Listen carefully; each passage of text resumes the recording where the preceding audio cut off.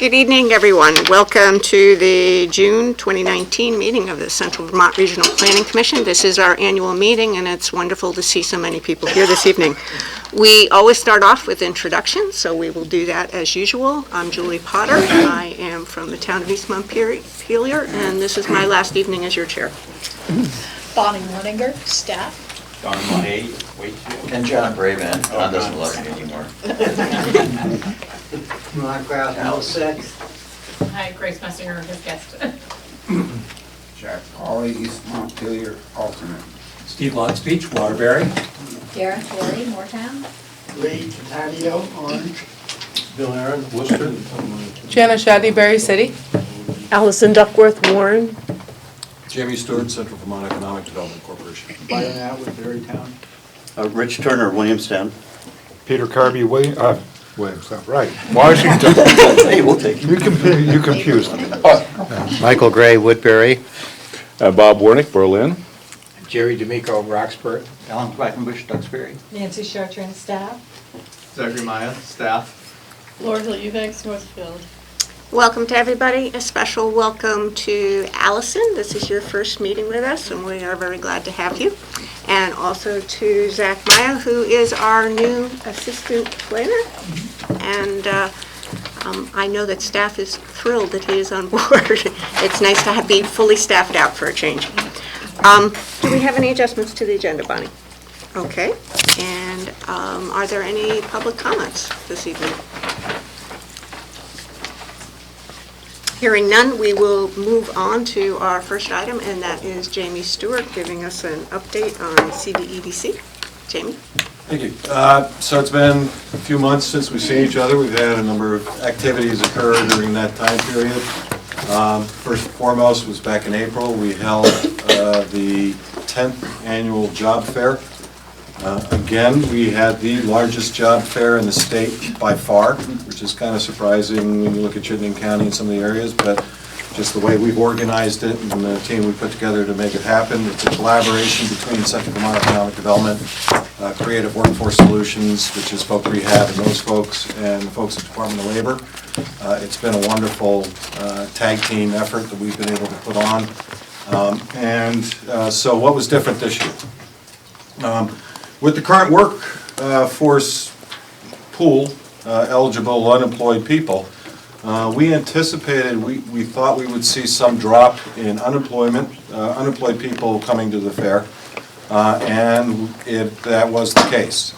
We're still working through the numbers. We have an intern that's crunching all the numbers, but what we are seeing, and what we saw very definitely this year, we saw it last year at some level, but even to a greater extent this year, there's a lot more of the people that are attending the show are currently employed, and they're looking for opportunities for other jobs. And so there's a little bit different mix, and one of the things that did for the vendors, it meant that the quality of the people that they were working with, they were getting people with a good work history, which is consistently one of the concerns that is raised when I'm meeting with businesses. It's not just finding bodies, but it's finding bodies that will show up for work as they're supposed to, and put in a full day's work. And at this point, the companies felt that they were getting a much better quality of candidate for jobs, and were able to fill a lot of jobs. So the numbers were down for job seekers. We did just over 700 last year, and this year was just over 600 job seekers. We sold out the vendors' booths a week and a half before the show, which I kind of figure that will probably continue that trend of selling out earlier and earlier, because there are more companies looking for people consistently through this process, but again, not finding the people, and they're using this venue.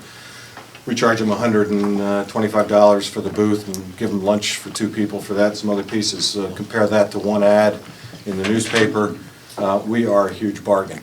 And they recognize that, especially if it's effective, and appears to be. We also, I know that the Planning Commission held an event during the Capital for a Day. You know, for us, we held our Capital for a Day event over in Mad River. Didn't see a lot of sense in having it in Montpelier. They get it 364 days a year, and probably good to give them a break once in a while. So we held an event over at the Estamaro Build Design School. If you haven't been over there to see that place and talk to those people, it is an incredible operation that is really doing some very innovative and neat things with design of structures. But most importantly, we had what I would tell you was a very productive conversation. The businesses that were there to meet came with positive ideas. We had asked them to come with ideas for how to improve, how to make things better, not just to come and complain to the governor about what they didn't like going on, and they took that to heart. And the one item, and I think this was really of note for myself and a few others, the item that got the most conversation and the most agreement was when one of our local bank presidents said to the governor what he really wanted and needed was refugees. He wanted to see that population. He wanted to see Vermont be a leader in providing those resources, because he really saw that that was probably our best opportunity at bringing new workforce to the state. And with the success of some of the programs that have occurred, and historically the success of refugee resettlement programs, there was a clear message from the business community that that was something that they would like to pursue. I don't know honestly how far we're going to get in that process in the current conditions in Washington, but it's nice to know that we have some committed businesses in the region that would be part of a process of setting something up when conditions change, and that's possible. So, Julie, you got to let me know if how far I got to keep going here for you. You've got another 5 minutes. Okay, good. So, Jimmy, if I could ask, yeah. what kind of skills are we going to be introducing in that state? And then my second question would be, the state unemployment right now, I don't think they count people that don't look for work. I know the federal government does not count people. Yeah, there is no accurate count. It seems to me there's quite a bit of underemployment in Vermont. Well, in the underemployment of people who are currently employed but in jobs that are under their skills, if you look at underemployment from that standpoint. The other thing that's historically been a problem, but there is opportunity for upward mobility now that we haven't seen in the past, and a lot of people are taking advantage. I think that's what we were seeing at the job fair. But as for the non-participation levels of the workforce, that number is steadily dropping. Interesting. And which is a good sign, because we want the able-bodied folks to participate in the workforce if at all possible. And there's a lot of effort to try to recruit those people back to the workforce. Our bigger problem is that is a significant percentage of the people who are currently unemployed who have severe barriers to employment. Some of that is certainly the opioid crisis. Businesses that require a drug testing for employment are having a hell of a time of having anybody. It's amazing, because you'll have businesses that will sit there and tell you that they send the people to get their drug test and they come back with a positive result, and it's like, didn't you know that was going to happen? Did they switch the sample? Yeah, it's that's been a really serious problem. And if you look at some companies, I'll pick on Vermont Creamery, great company to work for. They're currently at a high $16 rate for their entry level, for the most basic entry level, low or no skilled positions, with a fantastic benefits package. And they will spend a lot of money training people and preparing them, but they have a mandatory drug test, and that comes out of Land O'Lakes corporate. And it includes marijuana in the drug test, and if you fail the drug test, you are not employed. Even with that, they have had a severe problem at retaining first-year employees. Once they get somebody through their first year, they're really good. They've been getting a lot better and making some efforts and making some real inroads. And what they're seeing is very emblematic of what you see in a lot of different facilities, where getting people to, once you've hired them, to stay and actually follow the rules and to show up for work and be prepared for work and be able to work. And so, that's a piece. On the flip side of it, we're spending a lot of time working with businesses to develop their existing workforce. I was just saying with Byron before that for people coming into the workforce right now, these companies are prepared to spend money to train people to upgrade their skills, And more importantly, for people getting into the workforce and entering the workforce today, if they'll apply themselves, if they'll show the initiative, businesses are prepared to rapidly raise these people up in their operations, because my generation, we're all retiring. And that's opening up a lot of positions in the middle and upper management. And so rapidly, businesses are having to find ways to upskill. So in the past, we were doing a lot of work with companies with entry-level training. I would tell you that at this point, we're doing more with leadership training for people. You know, you take somebody off the floor, you're going to make them a shift supervisor. It's not fair to that individual to expect them to know how to be a manager without anybody showing them how to be a manager. And so getting those folks different levels of training, but that pattern is replicated right up to the top levels. So we're seeing a lot of those higher skills training as part of the workforce. I am proud to say I had a target for, I think you've heard me talk about the Vermont training program here in the past. It's still the best workforce training program I've worked with for the last 25 years. My goal this year was to get a lion's share of the state's funding for this year. And we topped $250,000 in workforce training grants from the Vermont training program in central Vermont this year. Is that the lion's share? When you divide it, there's 12 regions in the state, you divide it by 12, and it's about, I think they had $2.1 million total. So yeah, we got one of the biggest shares, for sure. But with great projects with really good companies that are, again, that grant, it's a matching grant. The companies are making an equal investment to any grant funding that I'm getting them. And in most cases, the companies are spending 2 and 3 times what they're actually receiving from the grant in workforce training. So that's a huge commitment by companies and a huge expense to those companies to create the workforce that they need. But they recognize that that's important to them right now. So with that, I'm watching my clock, Julie. We are holding, I believe it's the 28th, we're holding our leadership training, which is an HR-focused training dealing with conflict in the workplace. That will be held at Norwich University, and you can register for that by going to the CVRPC.org website. Just the final piece is that we've got, if you look at what's happening, Lawson's, I'm telling everybody I can about this because I want you all to go to Lawson's Finest over in Waitsfield. And when you go, tip well, because they pay a living wage to all of their employees with full benefits. Every employee, the wait staff, the bartenders, as well as all the people working in the brewery. As a result, nobody takes a tip. When you tip at Lawson's at their spot, those monies go to charities throughout the area.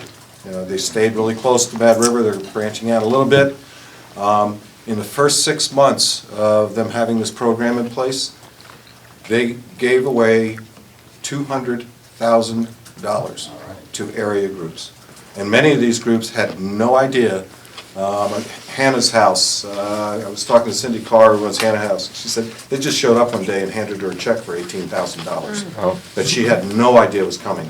And this is an organization that does incredible work, but like a lot of nonprofits, is scrambling to find that extra dollar to do stuff.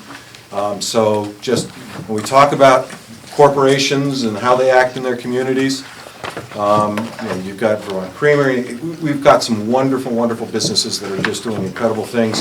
But Lawson's is setting a very high bar for all of us, and for that, I ask us all to be very strong in supporting them because of it. And with that, that's my happy note, and we'll leave you there. Sip of sunshine. Sip of sunshine. It's always nice to have you bring us such good news, Jamie. Thank you. From time to time, we have people from high levels of the state administration come in and talk to us about what's going on in their area.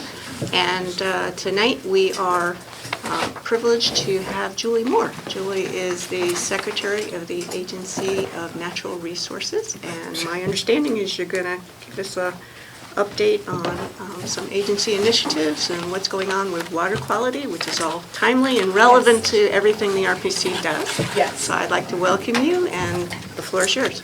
Thank you very much for having me. I really appreciate the opportunity to be here tonight. And Bonnie did give me some indication that there's a diversity of issues that this group might be interested in. I thought I could talk a little bit about clean water specifically, in part because it is so central to much of the other topics that Bonnie had flagged, but Ben would love to engage in question and answers to the extent folks are interested. So starting with clean water, as you may recall, back in 2015, the General Assembly passed what was called Act 64. We sometimes refer to it as Vermont's Clean Water Act. But that really created the regulatory architecture for implementing the Lake Champlain TMDL and addressing other impaired waters throughout the state. But on the western side of Vermont, which all drains into Lake Champlain, this really is our guiding document.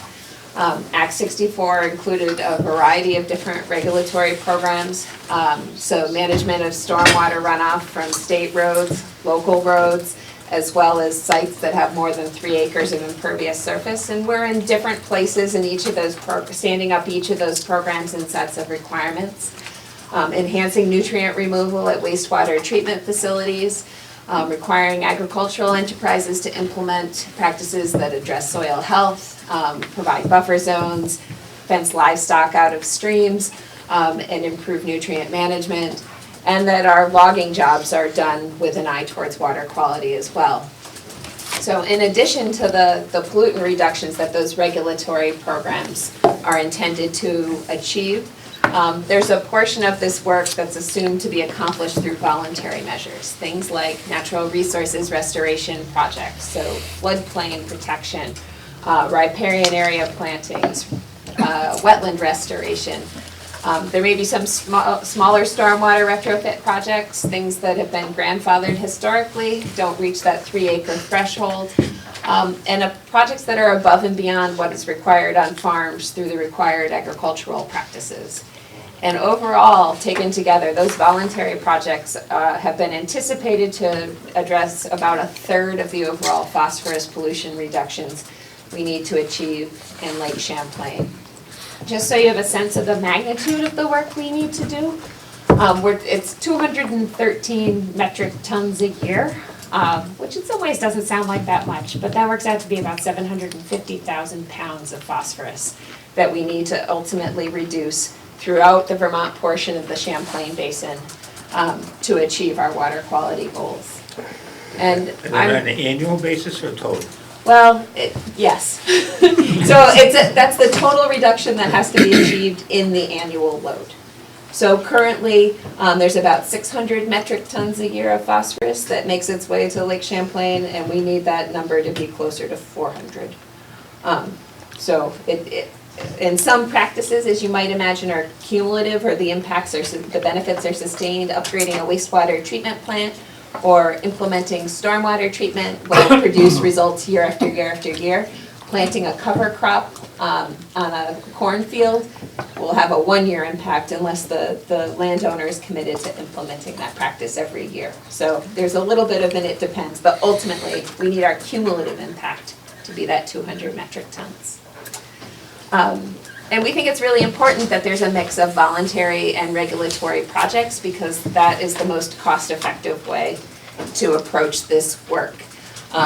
We've sort of, to my mind, optimized what we're going to accomplish through regulations, and we may have even come down a little heavy on the side of regulations, in part because that's the framework that EPA has and pushes us towards. But by virtue, part of that is getting at the question of reasonable assurances. That comes up a lot when we talk about phosphorus pollution. And EPA has to have confidence that we have a good mix of programs that are actually going to achieve the pollutant reductions that they've prescribed. So by virtue of the fact that 1/3 of the pollutant reductions we need to achieve are voluntary, meaning there's no permits or other requirements for these projects, the state really needs to develop incentives and funding to ensure that those projects get built. And so over the last year, ANR has been examining our existing approaches, the incentives we provide for projects, and asking questions about how we're delivering voluntary programs and what our goals are, frankly, going forward. because I see this as a point of fairly significant transition. I would say phase one of our work, which has really been what we've been engaged in for the last 4 years, has really been about establishing regulatory programs, the municipal roads general permit, the stormwater rule, the required agricultural practices. And phase two is going to be much more focused on technical assistance and implementation support, helping make sure this work gets done on the ground. The other reason I see for the significant transition is that our implementation framework is really something that's been built and built onto for about the last 15 years, starting at a time when the total budget for clean water here in Vermont was less than $10 million a year. And we are anticipating now, as a result of S96, which I'll talk about in a little bit more detail, $35 to $40 million a year in direct state revenues for clean water work that in turn can leverage an additional $15 to $20 million in federal funds, resulting in an annual investment through the state budget of $50 to $60 million a year, and that we need to be prepared to sustain that kind of level of investment for the next 15 years. So this is a really significant undertaking. We also recognize that $50 to $60 million of state investment represents only about half of the total investment that the treasurer estimated in her report from 2017 that's needed to achieve our clean water goals. And so I think it is really timely to look at our organizational structure, particularly at A&R, and how we can most successfully support this next phase of the work. And I would tell you that I think our current approach is unsustainable and probably is resulting in some lost opportunities. We have more than 200 open grants and contracts with regional planning commissions, conservation districts, municipalities, watershed organizations. And these grants and contracts range in size from less than $5,000 to more than $250,000, and are being managed by last count by more than 40 different staff at A&R. So clean water work is, in short, overwhelming our business processes. State government wasn't really built for this, or at least the Agency of Natural Resources wasn't built for this. And in addition, to date, clean water work has been largely grant-driven, and we know that loans from our state revolving fund are going to play an increasing role in how we implement these projects. So it's another important consideration. And I think the final consideration in my mind, and I sometimes say that this is the thing that keeps me up at night, is that the agency is really not staffed or structured in a way to support the ongoing operation and day-to-day operation and ongoing maintenance of a lot of the clean water projects that are being built. Unlike VTrans or even the Department of Buildings and General Services that have really clear maintenance functions sort of built into their organization. That's not a role A&R has ever played historically, and to the extent our partners aren't necessarily positioned currently to do that ongoing operation and maintenance work either. I am concerned that those needs are unaddressed and potentially we're stranding investments that we've already made. How do you see the role of RPCs? So RPCs have been an incredibly important partner in the work to date, both as from a technical assistance perspective and being a conduit of information to municipalities, as well as being project managers and grant administrators, bringing in resources to support work. A lot of the projects that need to be done, frankly, ultimately will fall to municipalities. There's agricultural work on private land, a smaller amount of stormwater work, but the municipal roads general permit and wastewater nutrient removal requirements are really become municipal obligations. And in as much as RPCs already have those built-in relationships with the municipalities in their service area, that's incredibly important for us to be able to tap into and frankly take advantage of and not reinvent that wheel.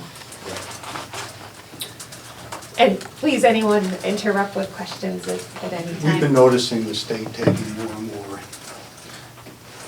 putting more and more on the RPCs, in my opinion, whether it's in various ways.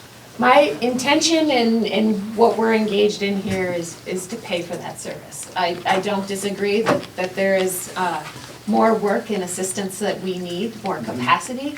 But the intention is to come up with a structure that adequately compensates organizations for that work. That's great.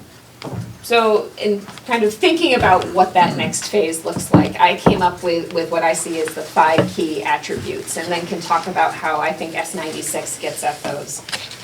The first is accountability, that however we get these projects built on the ground, we need, the agency and the state need to be accountable for dedicating a sufficient level of funding to meet those obligations. And then that we need to have the actual implementers accountable, not just for completing the project, but ensuring their long-term sustainability. We also need to be flexible. The state's grant and contract process is not created to manage the number and scale of projects that happen under the TMDL. We refer to it affectionately as Bulletin 3.5, which is what the Secretary of Administration uses to guide our work. And it didn't anticipate the kind of work we're currently doing. So the state really does need to redesign and give our partners more flexibility to identify and select projects without unnecessary oversight by the state, but still ensuring they're in line with our ultimate goals. Is that authority fully within the executive branch to make those changes, Julie, or do they need to visit with the legislature to do that? Well, I think some of that was established in S96. It gives us broader authority to essentially enter into these agreements with clean water service providers, whoever they may be, as well as to continue the work we've been doing with block grant programs, so trying to get away from project by project work and instead say, for example, we're going to provide $1.5 million to support implementation of the municipal roads general permit through a grant and aid program, and put that out as a block and not have us make individual grants to 150 towns across the state. And I think it's working well for municipalities. We'd be happy to hear otherwise. And I know it's working well for us. Okay. So the next piece is it needs to be more focused than it's been. Our first and foremost obligation is to remove waters from the list of impaired waters that's sometimes called the 303D list. So when we're talking about Lake Champlain, that's phosphorus pollution. I would say that our existing programs have had a broader focus, looking for projects that advance goals around resiliency and aquatic species protection and other good water quality related projects. But at the same time, we've been messaging to the public and to the legislature that this is a 20-year, $2.1 billion initiative, and to the extent we don't maintain a focus on phosphorus, we may have done a lot of good work, but I think we'll fall short of the phosphorus reduction goals. We also need to be more predictable, and that's a piece I've clearly heard from partners, that because all of our grants and contracts are competitive, it's hard, and people are coming in with an application for the planning stage of a project, and then have to recompete to get engineering design money, and then recompete for implementation money. It results in a process that feels like it stops and starts. And so the hope is that we're redesigning our system so that there's a predictable stream of funding on an annual basis. With the hope that then our partners may be willing to consider larger and more complex projects because they will have a guarantee of out years of funding coming to support their implementation. And then finally is permanence, and that really gets at that O&M piece. That, you know, many of the practices we're constructing require operation and maintenance in order to really be viable for their design life, whether that design life is 5 years, 10 years, 20 years, or 50 years. And our existing model does an inadequate job of ensuring the things we build are properly operated and maintained. And we need to strengthen partnerships and redesign, frankly, our funding models. And part of the challenge has been we haven't compensated people for the ongoing operation and maintenance of some of these practices, which makes it hard to do that job.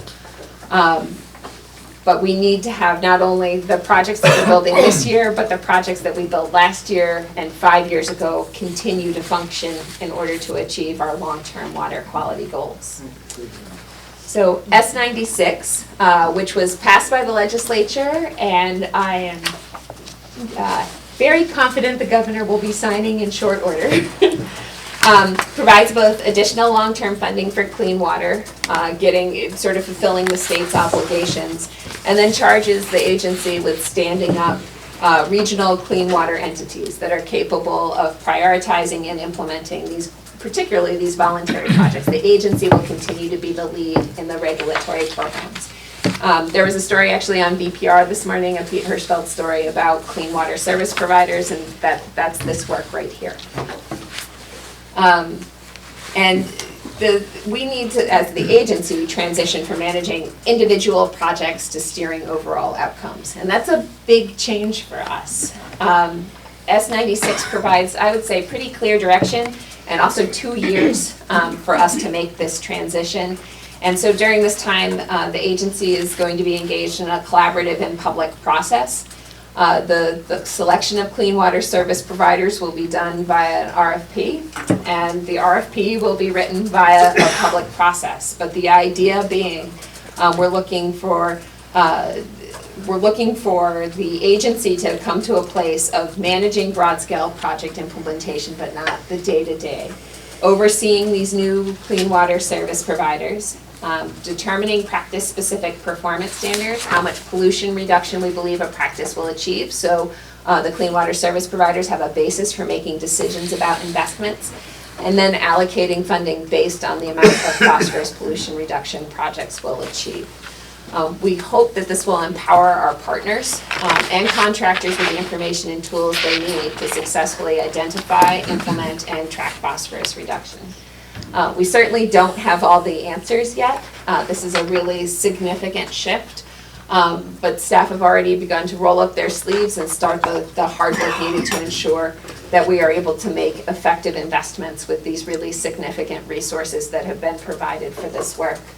And frankly, I think it's a really exciting time to be engaged in the work of clean water. So with that, I would be happy to answer questions about clean water, S96, as well as, well, anything else you want to throw my way, with the caveat that I may have to get back to you if I don't know the answer.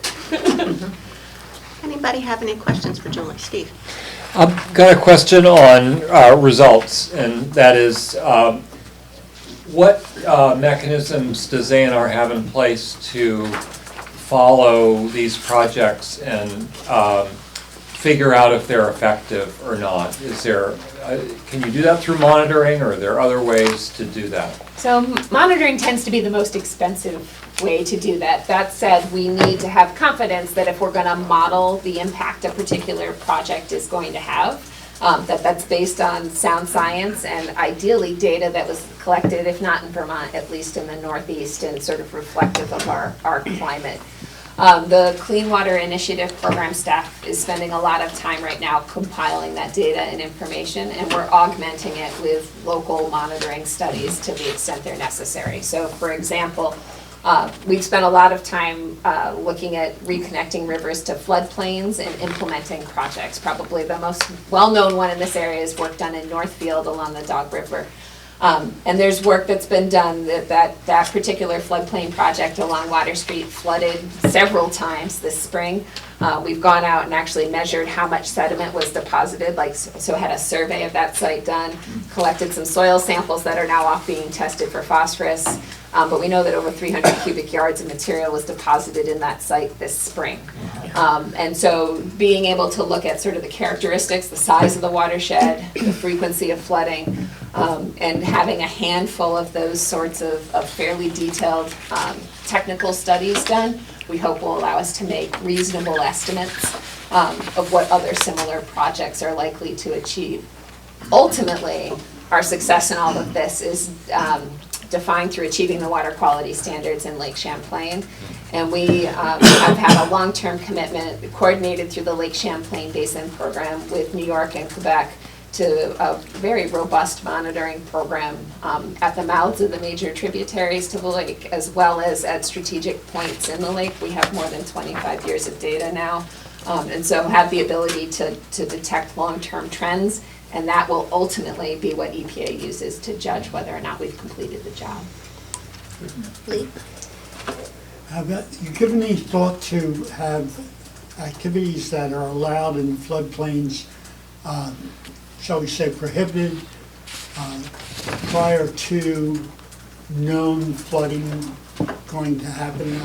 I know this spring we had, it was, you know, on the radio, we're going to have flooding along Winooski, and the day before they were out putting manure on the fields, that flooded the next day. Yeah. And, you know, why isn't that addressed? I mean, you know, they can, you know, they can put it there, but the timing, I think, needs to be really looked at. Yeah, I mean, this summer was or this early spring was a particularly challenging time. I think a lot of farmers weren't able to get out on their fields this fall, but because the snow sort of came at the end of October and never left. Right. And we also give pretty clear guidance that we don't want manure being spread on top of snow should be the option of last resort. And I know there were a number of exemptions or waivers given to the winter manure spreading ban just because people's pits were full. So this spring is kind of a tough case study. Certainly that's not what we want, and frankly, it's not what the farmers want either, and that those nutrients have real value to them. So to the extent they're washing off and headed downstream, it's not in their best interest either.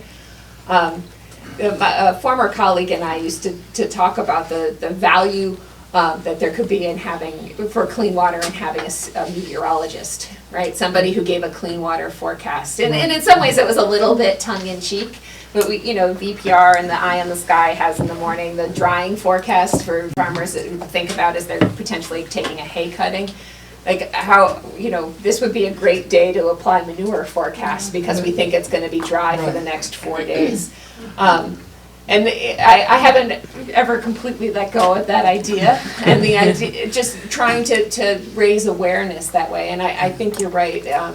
A lot of times one bad management decision can really undo all of the benefits of a whole suite of conservation practices a landowner may have invested in over the last year, and it's unfortunate when that happens. It was pretty dramatic how much was getting washed off the fields. Yeah, absolutely. John? Yeah, and to pick up on the winter spreading of snow, I saw a report, I don't know if it was hundreds, but might have been hundreds of exemptions issued to. Yeah, it was at least seems like dozens. every request that was filed with the Agency of Ag, it's not A&R, was approved.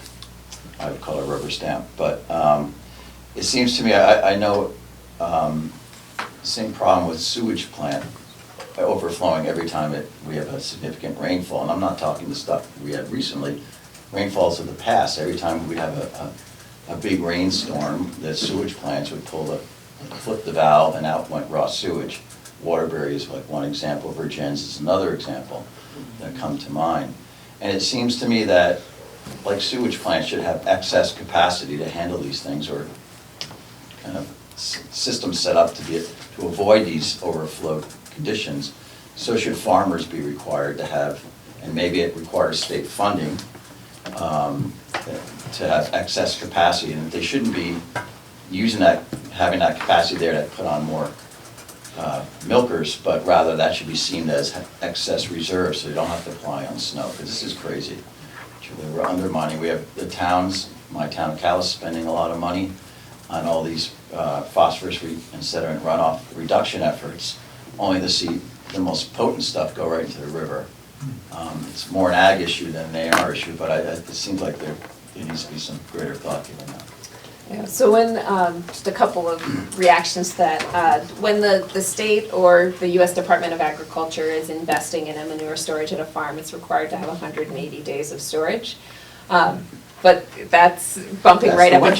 Yeah, exactly. And so to the extent our winters this winter was longer than average, it's a real challenge. And I think the flip side of that is trying to make sure we're making reasonable investments in infrastructure on farms. Manure pits are incredibly expensive pieces of infrastructure, and we don't want to unnecessarily overbuild them. And it is absolutely a balance, and I think this year is probably case in point that we need to be constantly thinking about that, and certainly aware that precipitation trends in Vermont are trending up, and we need to be accounting for that and accommodating that in our design. So that USDA storage requirement, is that if I lived in Alabama or Arizona, would that be the same number, or is it regionally? It's regional. Okay. And it may be a Vermont-specific standard. So Okay. the way US Department of Agriculture programs work is they have practice standards, and then there are portions of them that are adapted to individual states. And so that 180-day storage So requirement. That's based on our longer winters and down Correct. south. Okay. Correct. But then now we have more rainy periods, so that's another. Right. It seems like that needs to be obviously increased. As I say, it's one of those where it's clearly a challenge and something that I think this winter really highlighted the need to be cognizant of. Because as I say, one sort of bad management decision, whether it's unintentional, as in you've run out of storage in some ways due to no fault of your own, or intentional, really can undo all of the value of the conservation work you've invested in. And I know that has to be just as heartbreaking, particularly for a conservation-minded landowner, as it is for me as a water quality person. The sewer overflows piece, I would say, isn't all that different. Most of the sewer overflows are as a result of combined sewer systems, sort of historic sewer systems that are intended to convey stormwater and wastewater in a single pipe.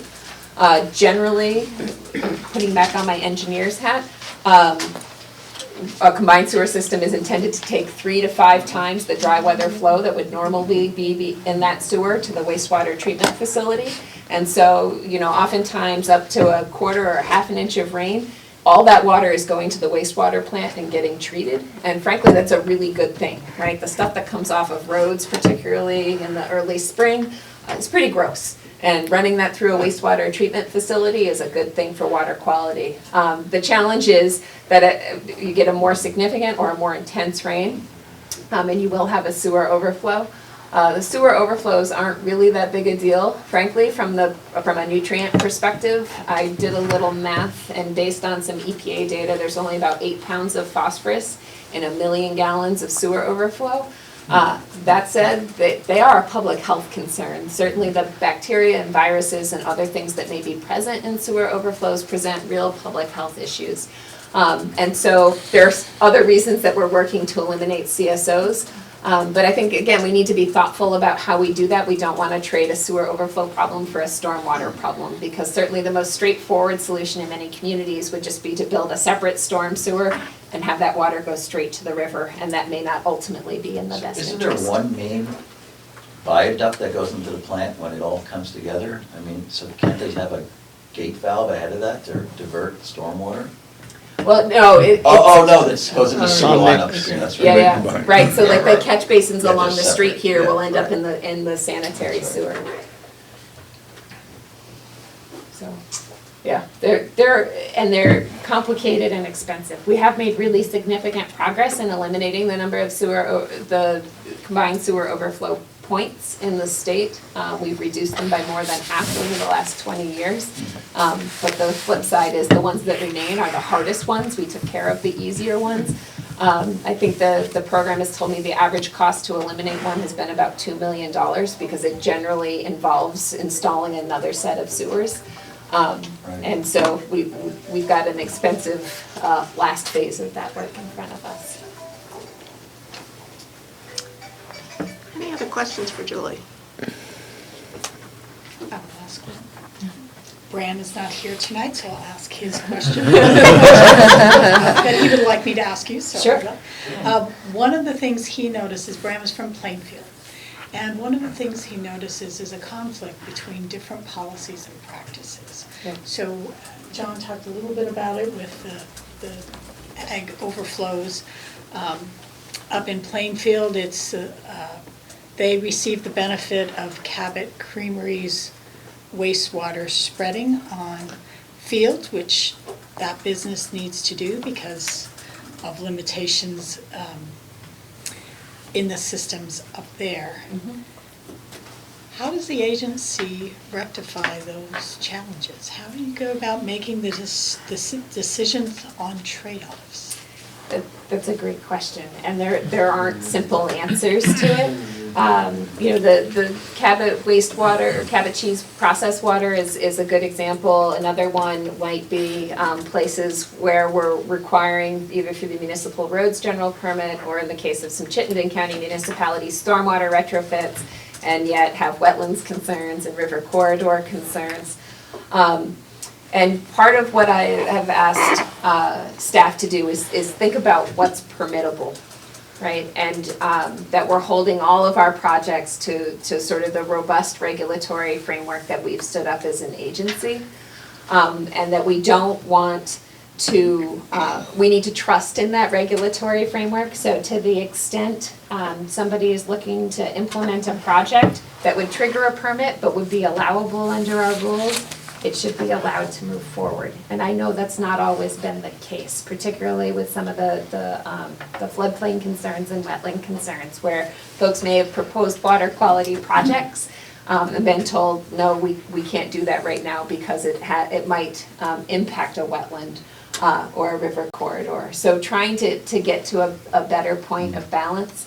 I recognize it's untenable for one part of the agency to be asking municipalities or private landowners to do a book of work, and another part of the agency telling them that they can't permit that work or are unwilling to permit that work.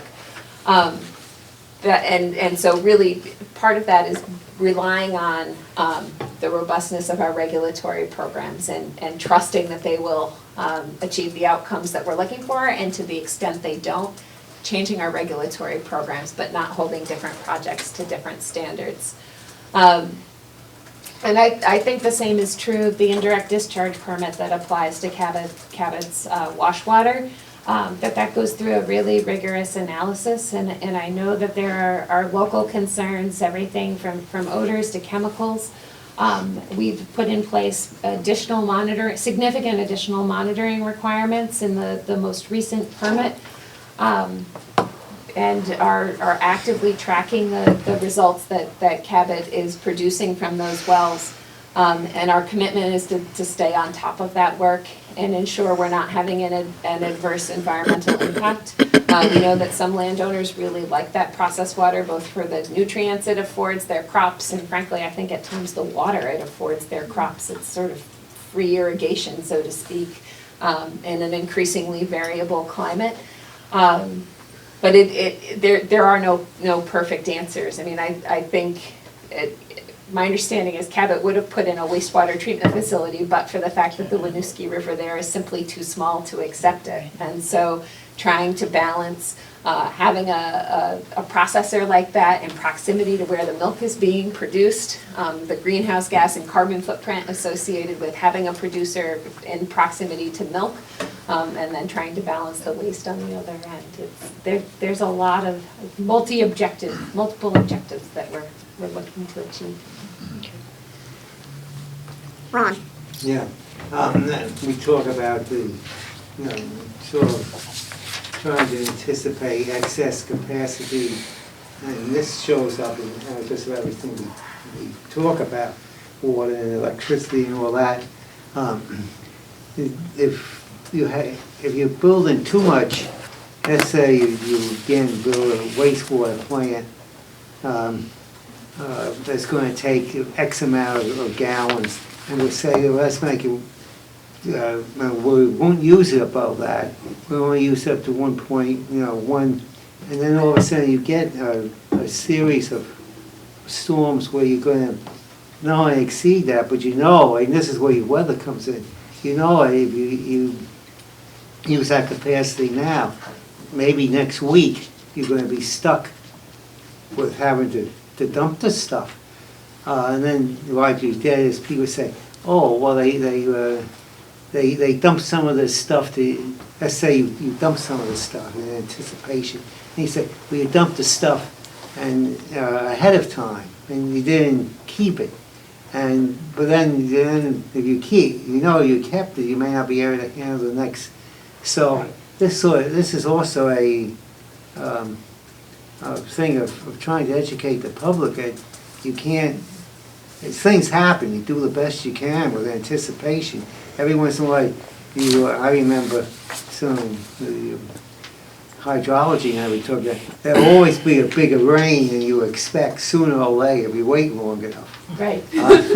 Yes. And then you have this problem. So maybe is some of this in handling this stuff is say, look, we're going to do this, we're going to spend extra money, and we may not use it this year because I don't want to use it this year. And so it sits there, and it's going to say, well, you spent a lot of money and you're not doing anything with it. Right. So maybe we need some sort of increased public education on the problems of trying to anticipate how much capacity you have, how much you need, how much you should keep on a chance of needing it in the future, even if you don't use it then. Yes. Sort of two pieces. One is by virtue of sort of increasing big data and the ability to do really intense computations and frankly better weather forecasts. We've been looking at smart stormwater systems and smart sewer systems. So up in the city of Burlington, or South Burlington, they have a stormwater pond. And we know that for small events, if you keep so much water in the pond, you actually get a better water quality outcome. But we built a logic, essentially, that looks at the weather forecast, looks at how much water's in the pond, and can make a decision if it thinks rain is likely above a certain amount to draw down the pond in advance. It's an imperfect system, and I'm sure the city of Burlington, or South Burlington, could fill your ears with what doesn't work perfectly yet, but the fact of the matter is we're trying. We also have a project with the city of Rutland looking to do something similar in their combined sewer system. We know that they have certain parts of their system that are significantly oversized, and to the extent there's an opportunity to use inflatable dams or other temporary structures to hold some of that water back, and then allow it to sort of ease back into the wastewater plant once flows from other parts of the city have dropped down. It's almost a free way to get additional capacity. And I think as sensors and models continue to improve, those opportunities really exist. And then there is a significant public education component about the cost of the next unit of treatment, and having that online when it's only used a fraction of the time. And also very much to your point that there will always be a bigger storm. And we have to somehow make a decision about that optimization problem, trying to maximize the amount of treatment we can provide at a reasonable cost.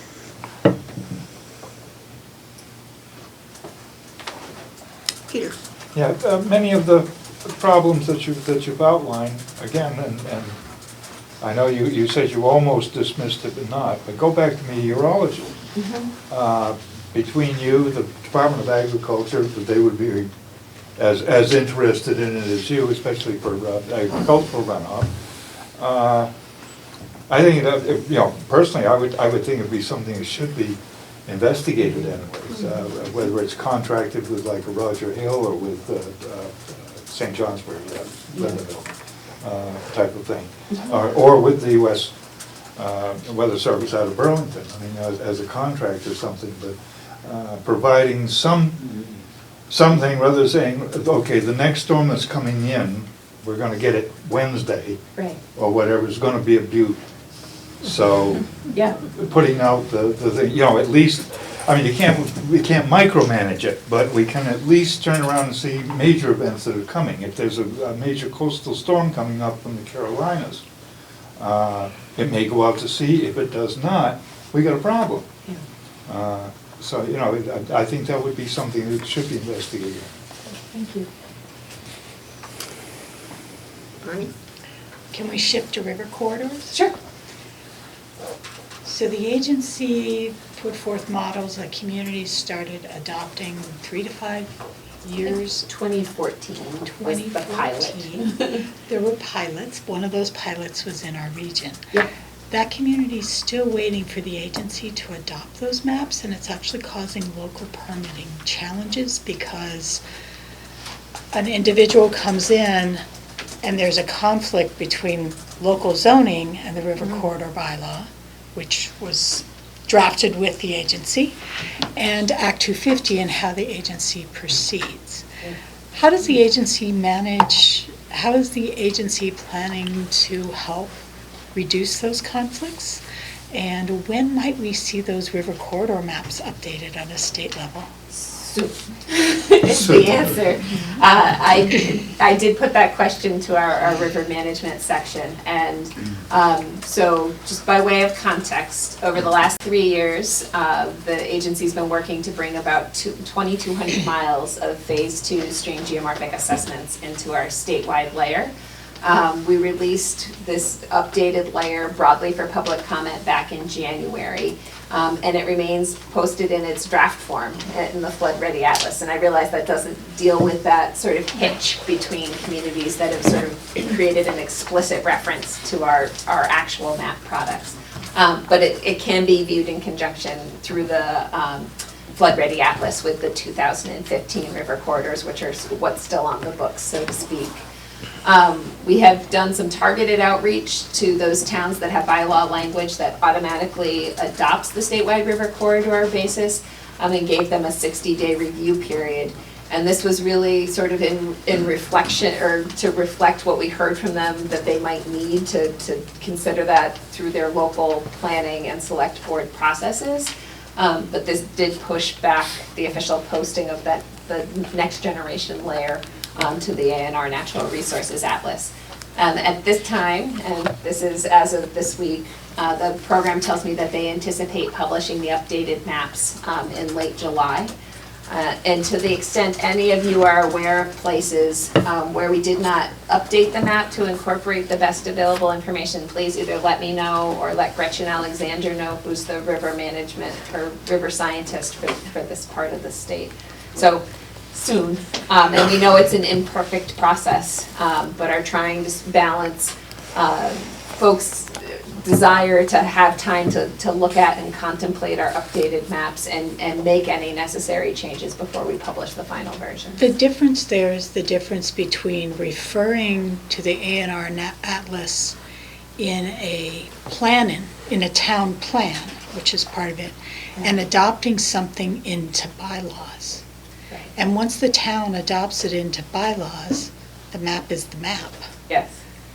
Having ANR adapt that map continually is where that conflict comes in. So updating the state map on a continuous basis isn't going to resolve the conflict between local and regional, or local and state, essentially, regulations. It's not regulation on the state level, but it's treated that way in Act 250. Right, and some of it is just, our goal is to try to implement our programs based on the best and most current information we have available to us, and I recognize that that's at times at least a point of friction, if not in direct conflict, with how other regulatory programs or permitting programs, particularly at the local level, may reference particular data sets. It can actually result in a landowner having a state permit and a local permit about the same topic for different things, and the landowner has to choose between which to violate. And that's not a great place for any landowner to be, much less the municipality. Do you have a proposed solution? I think that if we're treating something that is not really regulatory as regulatory, we start off in a bad place.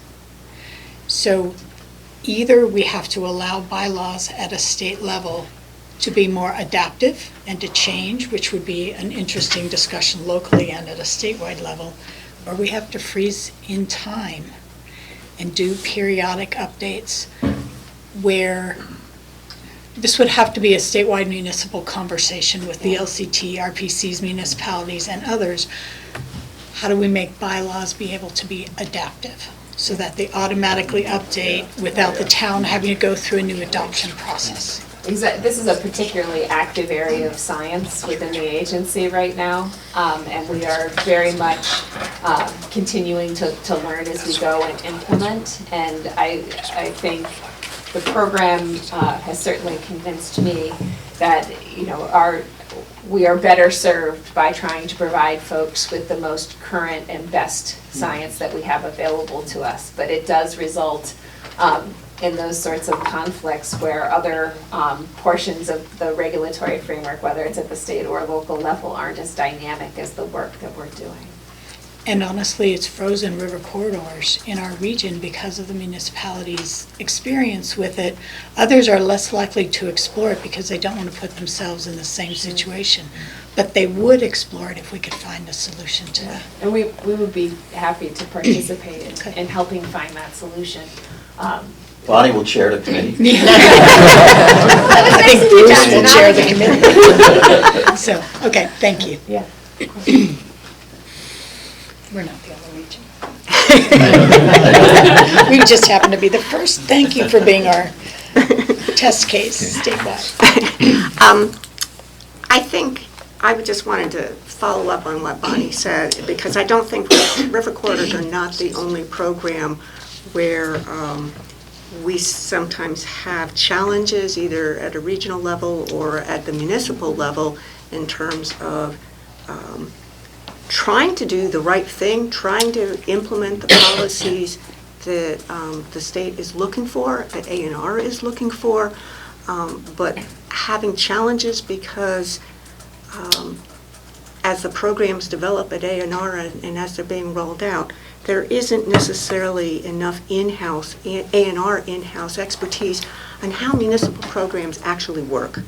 And so in addition to my town being a test case, having problems with river corridors, my town also being a test case of trying to be one of the first towns to implement some of the forest integrity work into our town plan.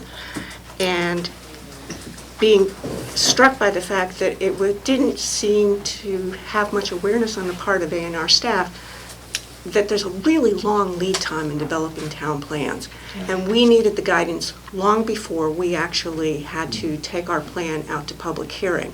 And it's 6 months from public hearing to when it's actually at the Planning Commission to when it actually gets adopted.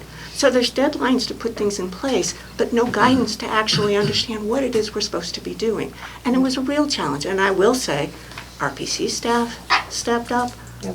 Monica stepped up to provide us with some support with this because we were several months out ahead of A&R's guidance. Yeah. But when I have talked on occasion, or complained on occasion to some of the staff involved, ultimately what it got to is we didn't understand what the timelines are that local governments need in order to get things done. And it does seem that there's sort of a lack of understanding there, and that does create challenges for towns that want to do the right thing, but need more lead time in order to implement it. So that's my 2 cents. No, that is important feedback, and certainly feedback we've heard. Also that we have a lot of different messages going to towns that would better serve municipalities were we to sort of integrate them within A&R and not take them out one by one by one by one. I know that the Act 171 forest integrity work was particularly challenging in that regard, with our guidance just going out last fall. And thank you, that it's important feedback and something we're aware of and working on, but I don't know that we have any ready solutions to. The other piece of Act 171 forest integrity is that a lot of the initial work, CVRPC is one of the participants on the Forest and Parks Working Group in the grant that they have to do that. A lot of the initial work was aimed at wildlife corridors and forest blocks. One of the pieces we find that's missing in it so far, and we're putting together a proposal to vet with Forest and Parks, is helping communities understand their role in the working landscape beyond the landscape works for wildlife and forests, but the landscape works for people too, in timber harvest and recreation and in those other uses. Yeah. And what do those types of uses need in the forest, and how does that blend with forest integrity? What we're likely to get in the first round of forest integrity is some good thinking by municipalities, but the basics. Go look at the NR maps. Without a real integration into the community's needs. That'll come in the next iteration of the plan, Right now, everybody's working to check the boxes. And so we're looking 8 years out with the municipal plan cycle before you really see the changes that I think the act was hoping to implement immediately. And that's the nature of how, the kind of thinking municipalities need to do once they understand what the act itself is working to do. So to the extent integration of departments with Fish and Wildlife and Forest Parks and Rec, that would be very helpful. Absolutely. Well, and that's part of the reason, frankly, we're all in the Agency of Natural Resources, is to try to help facilitate that kind of integration to the extent possible. FPR has done some really interesting work looking at the working landscape, and particularly for working forests. And we know that large blocks of forest are important wildlife habitat, they're important for climate change, they're important for water quality. And in order to have landowners keep those forested blocks forested, they need to be economically viable. That our forest products industry is really struggling. And FPR put together some really interesting information, and I can send it to you to share with folks as part of the Act 250 commission process, but sort of looking at what types of value-added forest products pieces you need to support so many acres of forest. For example, a sawmill that's capable of processing, they had so many board feet by running so many hours a day, is necessary to support about every 50,000 or so acres of truly working forest that's being actively managed. And I think having some of those pieces be part of the conversation, not just about managing forests as large stands, but then how you keep them economically viable so that they will stay forested. They truly will stay standing. Right. If I could advocate for one thing, and this is, I will say, a personal advocacy, but it also is helping those communities who are looking at how do we keep our working forest viable. It would be that Monica and Jens in Fish and Wildlife are tremendous assets for Fish and Wildlife in helping towns understand and the public understand why those aspects are important. If Forest and Parks had a Monica and Jens, imagine what we could do there to help people understand how those pieces integrate, or if they even just had one of them. County. Yep, that's an excellent suggestion. Thank you. Does anybody have one last question for Julie?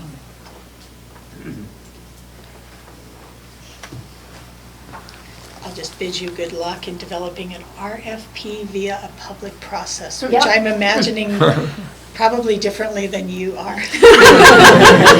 How many thousands of voices to create an RFP? Yeah, right. Writing by committee is never Writing by committee. necessarily an easy process. But some of it is, I think, we want to engage partners in thinking about exactly how to structure these clean water service providers. As I think I said early on, sort of RPCs and conservation districts sort of seem like the logical candidates.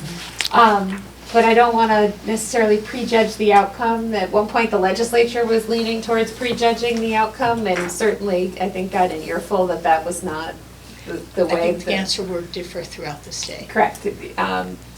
And I think we want to benefit from all of the different types of organizations, whether they exist today or not, frankly, that might contemplate taking on that work and try to structure something that sort of builds us the best mousetrap possible.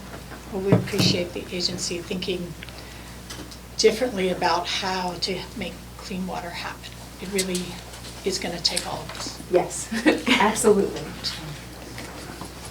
Julie, thank you so much. It's my pleasure. It's important, I think, for regional planning commissions to be able to hear from agency heads, to hear your perspectives on what are the really big issues and how the RPCs fit into it as well. So we really appreciate taking the time to come and join us tonight. It is my pleasure, and I would be happy to come back or recommend to any of my cabinet mates that they make time to join you as well. Thank you so very much. Thank you.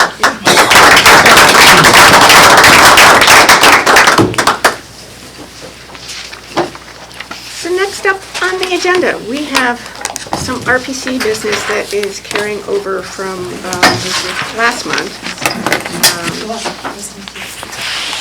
and that relates to the proposed bylaw amendment. Materials for this start on page 2 of your packet. Despite what the agenda says, we are not looking for approval to place this on the July agenda for a final vote. And the reason for that is, as we discussed last month, there's a need for the board to have a discussion on it, but concurrently, we are also looking to get a legal review of this language. We are told that we might expect that legal review response to come back to us after our July meeting. And we really want to be able to take the legal comments that we get and the board comments that we get and be able to use those to refine for another draft of the bylaws. So we're not looking to vote in July to put this on the agenda because we won't have time to have that draft put together. But we'd be bringing this back sometime in the fall, I expect. But what we did want to do was have an opportunity to have some time for board discussion related to anything that you saw, that you liked, that you didn't like, that you didn't understand, clarity that's needed, whatever it is, in terms of the draft bylaw amendments. In your packet, these bylaw amendments start on page 4, and our current bylaws are on page 22. So does anybody have any thoughts? Please. I'm confused. On page 3 of 24, let's put it that way, it's page 3 of the others. B at the top, it says a quorum of the commissioners of this commission for holding meetings. And I thought we were going to change that to, it had to be based on the municipality and not the duly appointed commissioners. So I need to catch up to the right section. Lee, can you tell me what the section number is? That's page 24.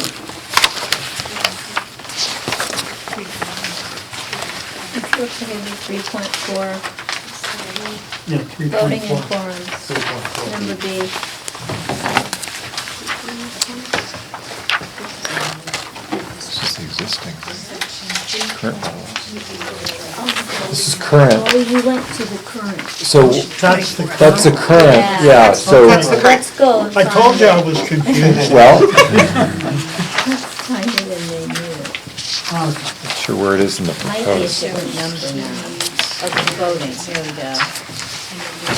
All right, never mind. So Bonnie's helping me find where we've got the comparable language in the draft bylaws, and that is, Page 9. Of the, not the top 3, but the bottom 3. Voting, each commissioner shall have so, one. Yeah, okay, it page says- 9 of your packet. I see it. I knew I was confused and reading the wrong one. Oh, here's quorum, Article 606. 606. Page 11 of So The that's 17 proposal. of your packet. 17. 17 of the packet. It says 11 at the bottom of the page. And it's section 606 says quorum. Section 606.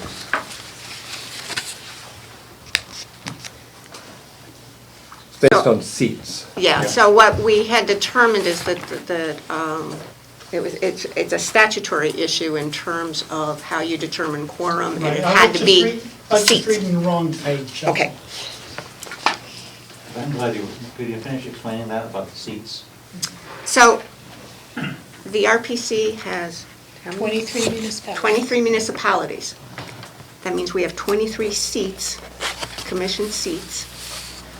At any given point in time, we might only say have 24 appointed commissioners, but we still have 23 seats. And the quorum's based on the number of seats, not the number of appointed representatives. You don't get to disregard vacancies. Yeah, that's too bad. I thought we would fix that, but we can't because it's You can't statutory. It's a Because it's- statutory issue. Yeah, so, But we haven't been having problems with quorums for meetings lately, so that's good. Interesting. It's a message. We just can't have any really important votes scheduled for like February. Purposefully, we would cancel August meeting again. Unless There's a reason, right? Yes, because lots of vacations happening, Right. and you deserve them all. Everybody needs a vacation. Any other questions or comments? I think the only change I was concerned about, and I didn't see the need for it necessarily, was in Article 802, it's Section 802, which is page 12 of the document, which is page 18 of the packet. It has to do with dues. And it basically changes the dues establishment from the board to the executive committee. And I'm not sure that was necessary to do that. Yes, the board has always relied on the executive committee to come up with recommendations, but the determination of what the dues should be, I think should stay with the board, not the executive committee. It's a simple matter to bring it to the board once the executive committee comes up with it. So I'm not, I guess maybe not an objection, I guess it's more of a question, why do you feel this is necessary? So our current bylaws do talk about it being done by the board. Yes. And in all of my time, which is nowhere near as long as your amount of service on the commission, I don't remember any time that it's actually come to the full board. The assessment has come to the full board for a vote. It's been determined by executive committee.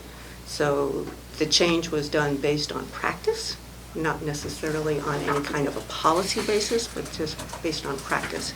Was it part of, there was a separate document where the board delegated, back in '93, additional activities to the executive committee? So there is a document. But I don't remember if that's where it was, but it shifted, I thought, intentionally. So I don't know when the practice changed. This is one time when board members are held accountable to the municipality, when you announce new dues. I really think it ought to be something that board members, if we haven't been doing that, and I guess I would defer to what you say, we should be doing that. I think there's no reason the executive committee can't just simply bring to the board recommendation for dues. So that would be the one comment I would offer. So I would welcome the opportunity, hearing from other people how they feel about this. What has been delegated to executive committee is operational oversight, overseeing things like personnel policies and Bonnie's performance review, but also overseeing development of the budget and adopting the budget. So those are the kinds of issues that at some point got delegated to the executive committee to do. I don't know the background because it was back like in the 90s. It may have been tied to issues of whether the full commission actually was reliably achieving a quorum in order to adopt such measures. But again, I don't know. It's before my time. But if so this is, but Bob's got a point, and I guess I'd like to hear what other people think about that. Byron. Okay, I agree that it's probably in practice, Bob, in the sense that I don't recall in the last 10 years us ever having an action item to vote on the dues for the town. But at the same time, what Bob says is true. I'll never forget one time in front of the select board telling me that I thought this was the best deal Berry Town could ever get. It like $1.10 a head or something like that. And I remember one of the select board members taking some relative umbrage that I was talking about thousands of dollars for our town. And so, as Bob says, it is an opportunity for us, as representatives, to at least tell our town that the basis for the dues increasing, rather than simply saying, executive committee, they said dues go up. So I would tend to support Bob as far as what he says. I know that the executive committee spent lots of time talking about financial matters, you know, and lots of times talking about budgets and adjustments to budgets and this contract that went whatever. And so the executive committee does have a good basis for making that type of decision, but it is, like Bob said, it would be a pretty simple action item, I think, to have in front of the entire commission. I'd say, you know, it wouldn't be necessary for the commissioner to go to the select board per se, because the select board would be receiving that information anyway. Emails and whatnot that goes out. So I don't think each town would have to vote individually. So I think what Bob is suggesting is that the executive committee would put together a proposal and bring it with a recommendation to the full commission Right. vote. Right, yeah, that. So you're proposing that would be annually, would come to the full board? Yeah, I mean, the reality is I can't imagine the full board now relying, because there's so much of what goes into that is, in fact, has been delegated to the board, to the executive committee. But still, I think it's a way of making the membership aware and party to any changes in dues. So the awareness piece, I hope that you all may vaguely recall having seen a copy of the letter that went out to your municipality. After what the municipality. But that wasn't, it was after the fact, it wasn't a prior to. Yeah, that's correct. And that's what sort of brings to my mind. Steve, did you have something? Well, can you just remind us, and you may have said this before, that the executive committee establishes the budget, right, and budget adjustments? So, so in this case, the budget's not coming to the full commission, but what this would do is it would give the full commission the authority to approve dues, right? Yes. So the, I think it's just important that we all understand that the dues are integrated with the budget. So, so we're putting the budget function on the executive committee, but we would be giving the full commission authority over one piece of the revenue. The timing of it, though, is not terrible. I mean, we have to establish what the dues are going to be for the subsequent fiscal year. We have to do that by November, in part so that it goes out to the towns so that they can Put it on town meeting. that they can deal with Put it in it their budget, as yeah. part of town Okay. meeting and get it into their budget. Yeah. Our budget starts development in March, and if things go properly, gets adopted Right. in June. Right, so that would And work. So it would work. Yeah, okay, that's fine. I have Don? no problem. Yeah, I'm thinking maybe they switched the process from being the full commission to the executive committee because of the problem of trying to get a quorum. That's what I'm thinking. Yeah, I don't think that was, my recollection is that was not the problem, because remember, we had a different way of deciding what the quorum was. And Let's go back to the executive. it was more loosely defined in the old days.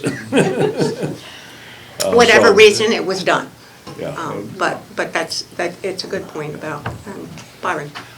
My only point was that I think it was interesting to me that the dues did not increase much for a period of time. There was a period of time where the commission's working capital, let's say, a reserve fund was just diminishing.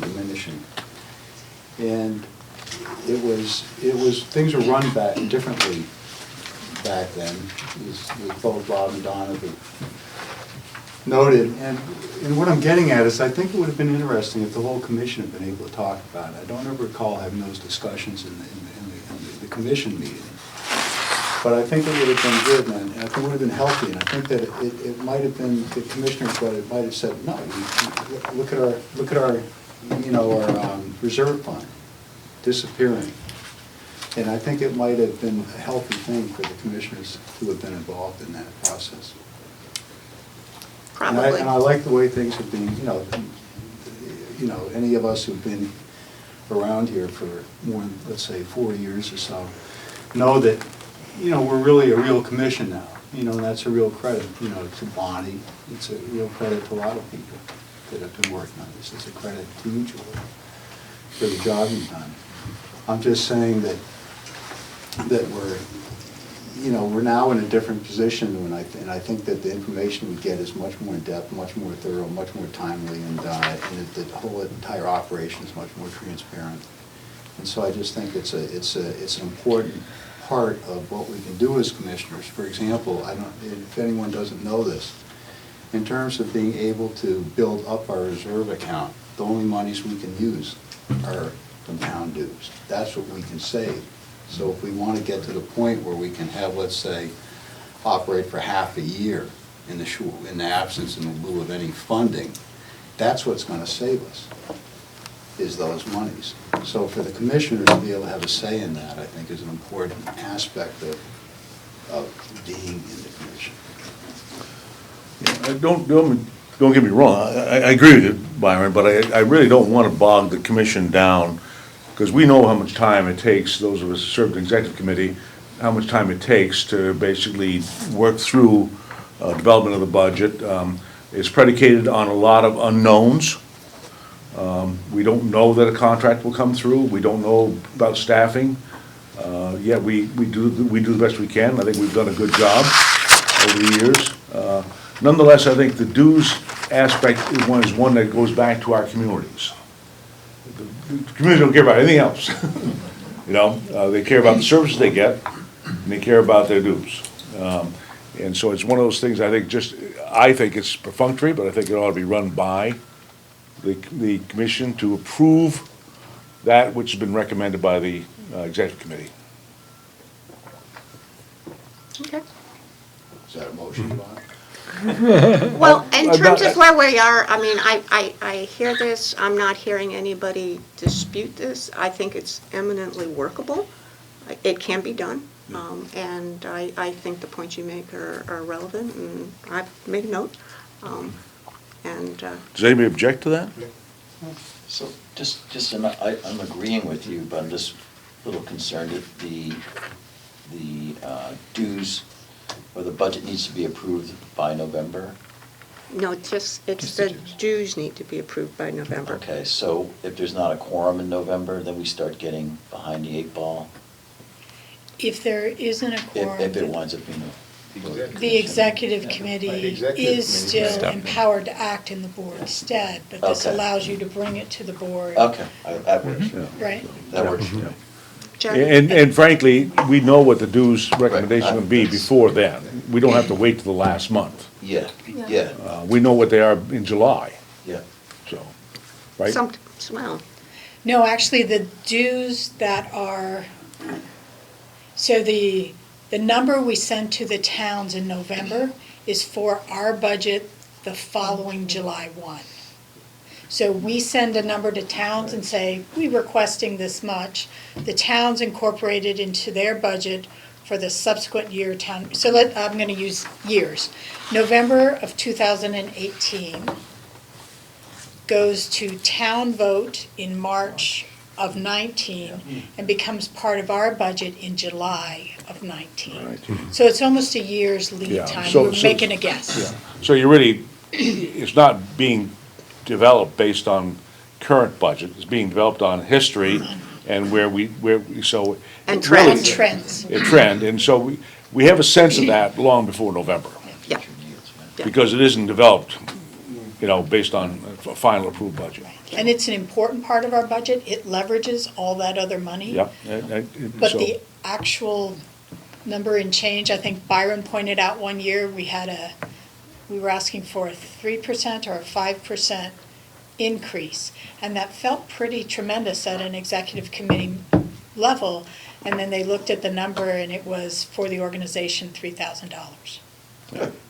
And so it's an important $3,000. It leverages all that other money that requires grant matches. It leverages the money that you have in reserves for when the federal government shuts down and you don't get paid.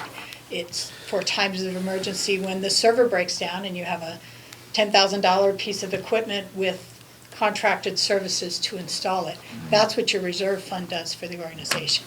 But you're right, it's trends that you're thinking about. So I don't know why it can't be brought up before November. I mean, so that doesn't have to be a last minute vote. Yep. Jerry?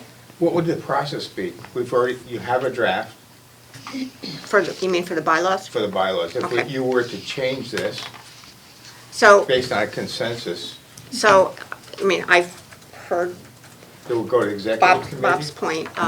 Well, we have a bylaws work group, which essentially is me and Steve.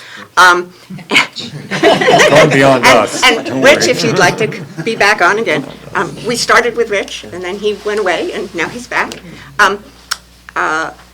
We are, based on this discussion, we are still awaiting the legal review. If we're going to go to the trouble of doing a bylaws amendment, major amendment on the bylaws, it's smart to at least have an attorney review it and make sure we're not missing something about corporate bylaw law that we might not know about. And so we're waiting for that. Based on what those comments are over the summer, come back with another draft. Okay, and then you would incorporate this change. Incorporate this change, incorporate what seems to make sense out of what the legal review comes back, bring another draft back probably in September. Is there anything else? Hearing none. Appreciate the input. Bonnie? We talked about, I think in the bylaw committee, I don't think executive talked about it. One of the pieces, just to make you aware, one of the pieces of statute that we didn't include were optional things RPCs could do. Do you remember when Eric did a presentation about combined services? At the time, he was talking about his experience from, I think, a council of regional commissions. But in Vermont, we talked about shared services, where, let's say, 3 municipalities went together and decided to do something. When Paco talked about that, there was a point where they approached us and said, could the RPC take us on and help operate us? And the answer was pretty clearly, we're not equipped to take on 16 new employees if you were successful with this. But at the time, that would have been outside our regular duties, and they would have signed a separate service agreement with us. Those kinds of agreements are authorized in statute, and we didn't incorporate that kind of language into the bylaws in the way it would need to be incorporated in order for us to do that kind of activity tomorrow. There are certain things statute requires, more than this. More than that, we have to mention it. And I think that was a concerted effort not to put it in at the time because we weren't hearing a lot of need from communities yet. I'm only bringing it to your attention because if we were to get that, it's usually a 3 or 4 month negotiation process among municipalities to define how you get into those agreements as an RPC, how you get out of them, notice to folks. There's a public process and a hearing process around that that's more specific. I'm listening. Where are you going with this? At the time we were starting this, we really just needed to get boots on the ground, some new functional bylaws going. Now that we've been delayed, I guess my question for you all is that worth doing now if we're really waiting till September? A couple of commissions have done it, so we have some standard language, though you would still need to talk about whether that language works for you. So what I'd suggest. I'm not sure I understand. I'm not sure I did that. Yes. Whether you want to pursue that now or leave it on the table. So what I would suggest Voting machines were gonna take over. is that we convene the working group over the summer, have the discussion there, take a look at what other kind of language, figure out what we recommend, bring it to executive, and then bring it to the commission. You know, it sounds, depending on how complicated it is, may depend on, I mean, if you have to write 5 pages into your bylaw just to do that, I'm going to ask a lot of questions. Yeah, I don't think you do, but I do think it takes some concerted time. And the reason I bring it up now is what I'm hearing from the other commissions is the kind of discussions you have about what it costs to opt in, what it costs to opt out, are better to have before you have a proposal on the table and somebody wanting you to do it. That they found in their discussions in advance, that they would rather have had those discussions well before they had a request, because when there's a request, you'll end up building your requirements around the first request, not the second, third, or fourth. Bonnie, can you give us an example? It's so hypothetical, I'm It is losing hypothetical. track here. I will use one. There was a community who, we met with someone from a municipal official a week or two ago, Claire and I did, and that person was talking about a new service the community would like to bring, and it involves staffing. But they weren't really sure they wanted that person as a municipal staff, and they weren't sure the value was there for one municipality to have this kind of staff. And they were exploring, and I'll keep the municipality to the side, they were exploring whether we knew of other municipalities who had this service or might want this service and might go together, and would the RPC own that staff person that really was providing service to 2 municipalities. Or more. So if you did that, and that is something CVRPC has done in the past, that kind of arrangement is really outside the stream of what we do on an everyday basis. So you might keep that funding separate because the municipalities combined are paying 100% of the cost.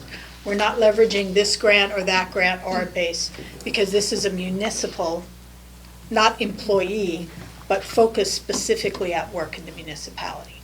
Now, in that particular instance, we're not the right party, but we can refer them somewhere else. But that kind of arrangement, 2 municipalities wanting to own the same staff person, where they want a third party to be the manager so that one of them doesn't have to. That would be the kind of thing that might work here. Or, trying to think of a second example. Examples that have come up around the state are the public service authorities, where somehow there's a regional entity forming, and the municipalities want the RPC to do it. The municipalities would have to ask the RPC to do it. It's not the RPC forming it. But you're essentially managing something that's wholly separate from what an RPC does today. But the municipalities want you to do it as the RPC because you're a third party they trust and they have confidence in and can provide that service. Is the LEPC one of those types of examples, or not quite? It's not quite, because they're not a municipal entity. They're essentially their own, they're not even really a nonprofit. They're their own organization that hires us to provide administrative and fiscal support. So I think we can have this discussion over the summer. Yep, let's do that. And vet it before and come up with some sort of a Recommendation as to whether we need to recommendation do it. for the commission to discuss this. And Rich, Julie, I'd be happy to join you in. rejoin us. Thank you so much. We appreciate that. Okay, so we will move on. Next item on the agenda deals with elections, and I'll ask Dara, as the RPC secretary, falls to her to do things like count ballots. Thank you to everyone who submitted a ballot. We had, I imagine I should say how many votes per person. Okay, so for the position of Executive Committee Chair, Laura Hill-Eubanks was elected with 14 votes. Welcome, Laura. Vice Chair, Steve Speech, also receiving 14 votes. Treasurer, Michael Gregg, receiving 15 votes. Secretary, Dara, receiving 15 votes. And then we have 3 at-large members elected. Julie Potter, our outgoing chair, receiving 15 votes. Jerry D'Amico, 15 votes, and Janet Shatney, 15 votes. Thank you. So as my final couple words here, it's been a privilege to serve as your chair for the last 2 years, and I really appreciate and thank you for that honor. And it is time for me, I don't think I've ever actually used this gavel, which I thank you for. But it is my job to, at this point, turn this gavel over to Laura and let her run the rest of the meeting. Thank you, and I don't intend to use it either. I hope I live up to your standards that you set for the RPC, and we have such a great board and incredible staff that I'm pretty sure that even if I don't, we'll survive the next of my tenure. So the first thing on the agenda that I will be looking at is the bank account signatories on page 31 of the packet.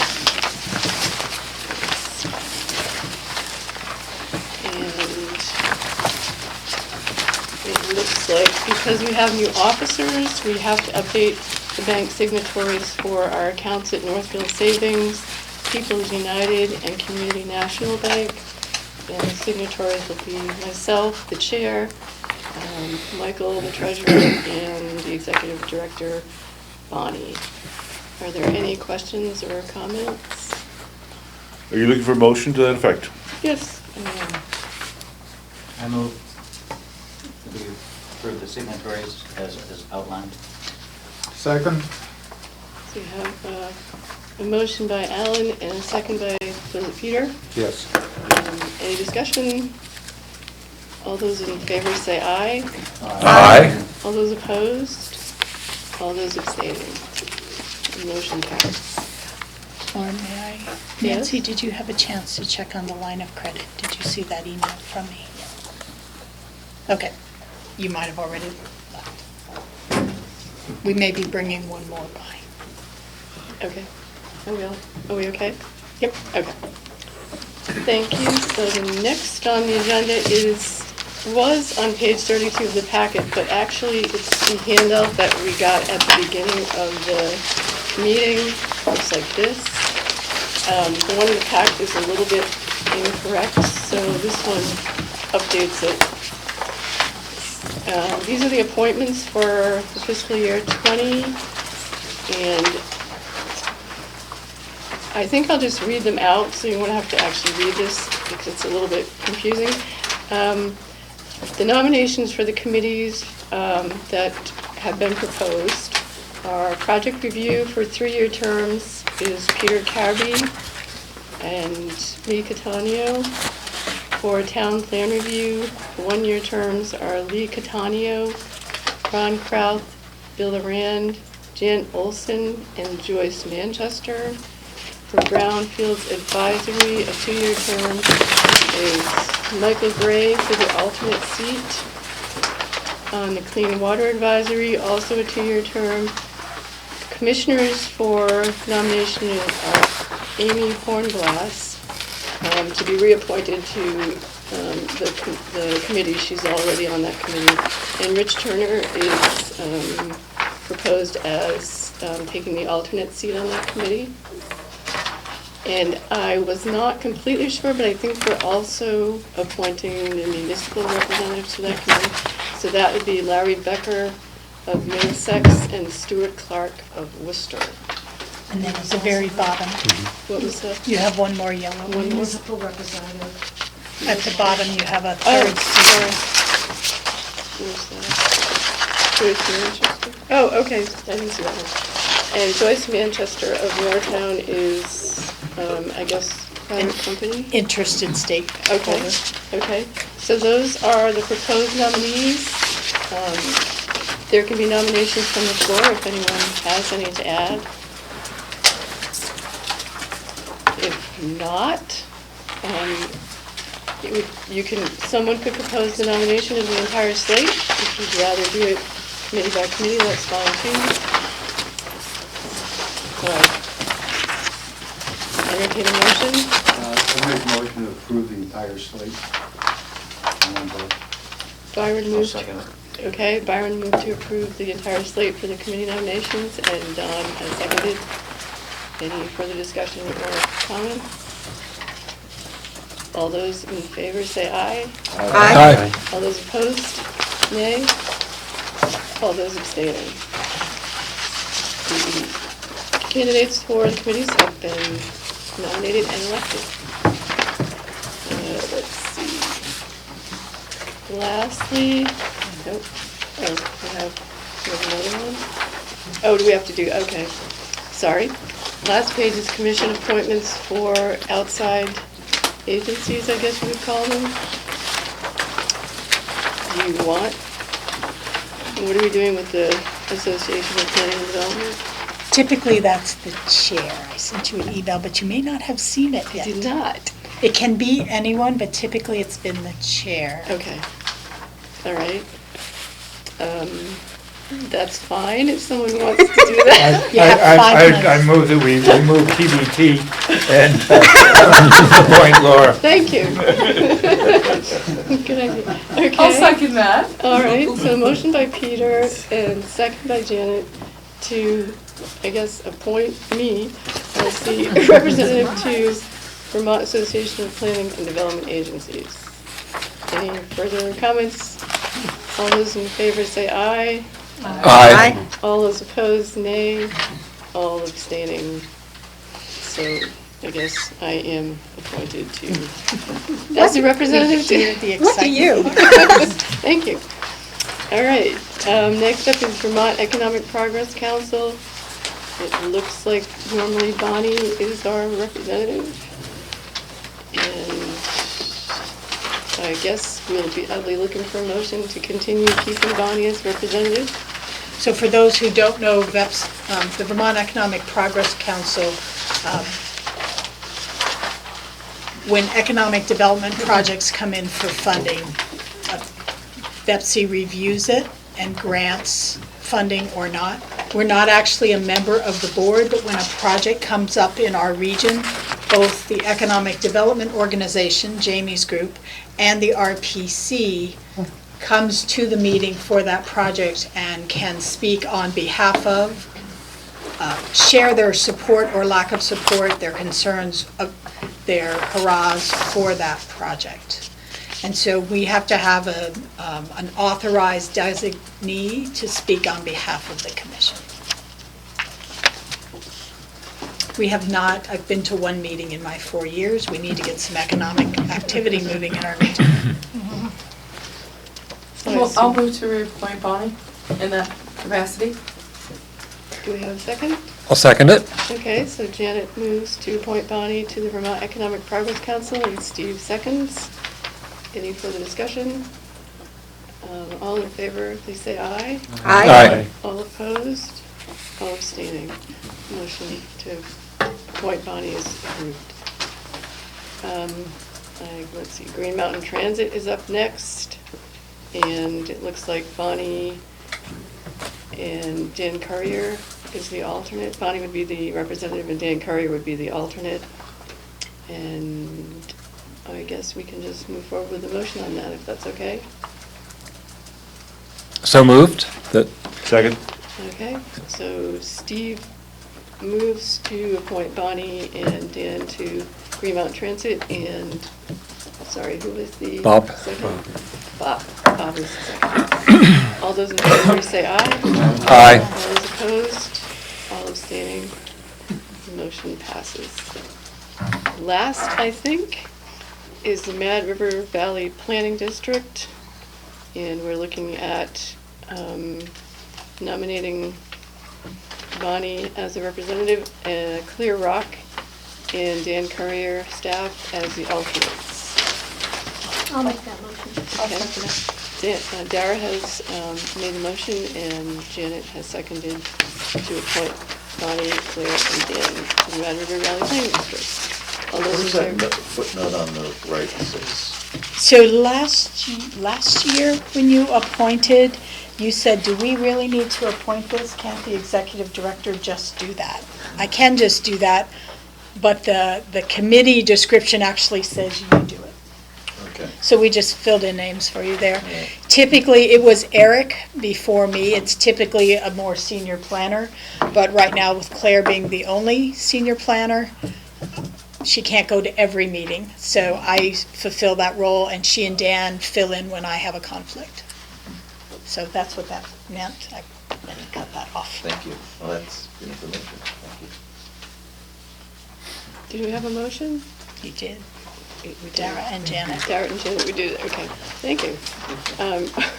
All those in favor say aye, please. Aye. All those opposed, all abstaining, and the motion carries.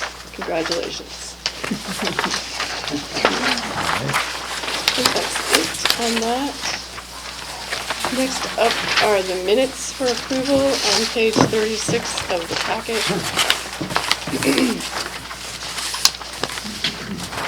Does anyone have any corrections or comments on the minutes? Just a couple very minor things. On top of 37, line 2, there's a double A there at the end of the line, a memo. Yeah.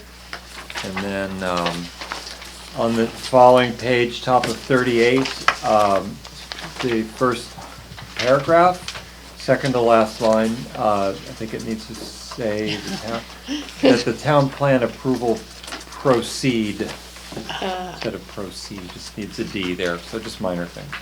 Okay, thank you. Anyone else? Can I have a motion on approval of the minutes, please? With changes. With the changes, sorry, yes. Thank you, Don. Don made the motion to approve the minutes. Rich seconds it. Any further discussion? All those in favor say aye. Aye. All those opposed, all abstaining, and the motion carries. The minutes are approved. Thank you. Let's see, next up is reports on page 41 of your packet. And I'll just ask whether staff has anything they want to talk about or highlight from the reports. Just that we are continuing to interview VISTA applicants. We applied to be a host site for an AmeriCorps VISTA volunteer for the next year from August to August. And our first candidate declined us, got a better offer. And our second candidate is meeting with VISTA tomorrow. We've interviewed them.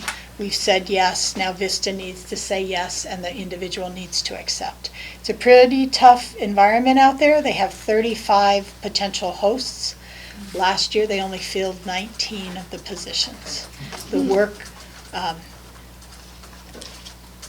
when our unemployment rate goes down, less people are interested in volunteering because there are more jobs.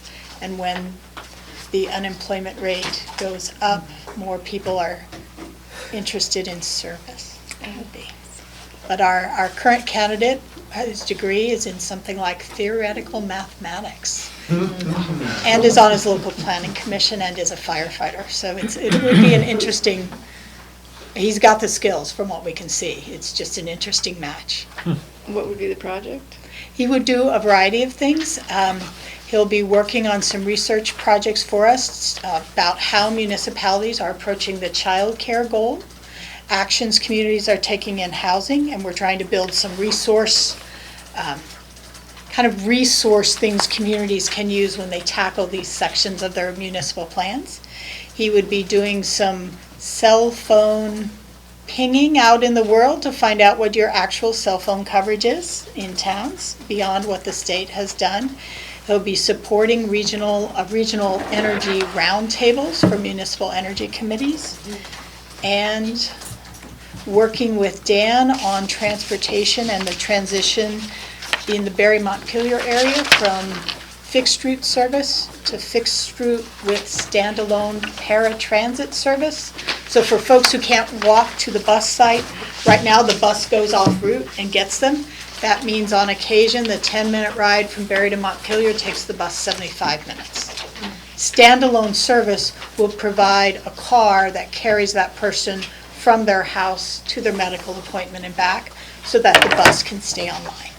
And that'll be coming online in Barre Montpelier in September is when Green Mountain Transit expects it to happen. So the inclusive planning project Dan presented on a while ago, where he worked with the Vermont Center for Independent Living, Agency of Aging, some potential riders. That project was the beginning of us working with the paratransit community to say, what do we need to do to help make that transition easy for you? So the RPC, Green Mountain Transit, and those other organizations. So you include the riders or potential riders in actual planning for those changes, because it's a really tough change for them. Hopefully it'll be a service improvement for them, but it's a tough change. Does anybody else have anything they want to talk about from the reports or ask about? Then I think we've come to the end of the agenda. What's that? Yeah. Thank Julie for her service. Absolutely, please do. Appreciate it. Can we make it up? Can we just do that by consensus? Would you like to make a motion? I think we all know. Round of applause. Yeah.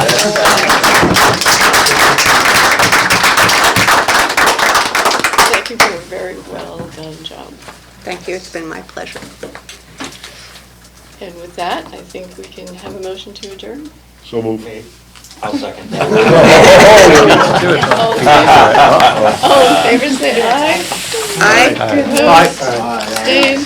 Thank you very much. Nice job, ladies. It is 8:30 on the dot. Very good. I apologize for taking